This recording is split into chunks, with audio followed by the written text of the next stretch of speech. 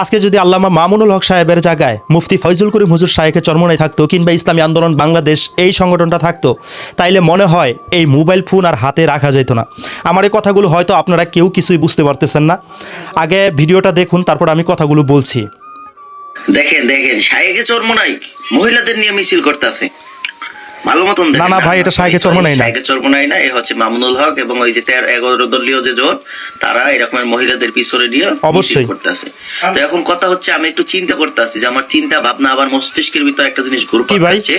সেই ব্যাপারটা হচ্ছে যে আমেরিকান এম্বাসিতে গিয়ে তাহের সাহেব যখন বলছিলেন যে আমি মৌলবাদীদের আস্তে আস্তে ঠিক করতেছি, হ্যাঁ ভাই, এই কথা বলছিল কি ডালমে কুছ কালা হয় এইরকম না, আস্তে আস্তে তো ঠিক করছে দেখে বোঝা যাইতেছে।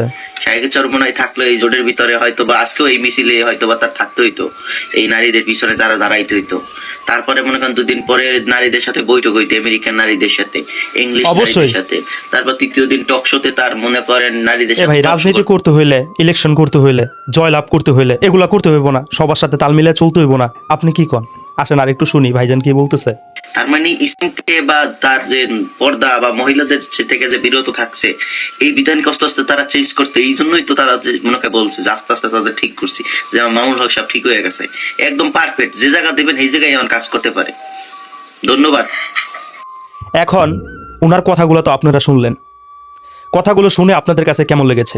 আপনারা কি বলে মনে করেন? আল্লামা মামুনুল হক সাহেবের জায়গায় যদি ইসলামী আন্দোলন বাংলাদেশ এই সংগঠনটা থাকতো, তাহলে কেমন একটা অবস্থা হতো? আপনি কি পারতেন আপনার হাতে থাকা সেই মোবাইল ফোনটিকে হাতে রাখতে? মোবাইল ফোনটিকে হাতে রাখতে পারতেন, কিন্তু এত এত কথা আপনাদের শুনতে হতো যা বলার বাইরে। আল্লাহ তাআলা যা করেন বান্দার মঙ্গলের জন্যই করেন। ইসলামী আন্দোলন বাংলাদেশ এই 11 দলীয় সমঝোতার জোট থেকে বের হয়ে এসেছে, সেজন্য ইসলামী আন্দোলন বাংলাদেশকে অসংখ্য অসংখ্য ধন্যবাদ।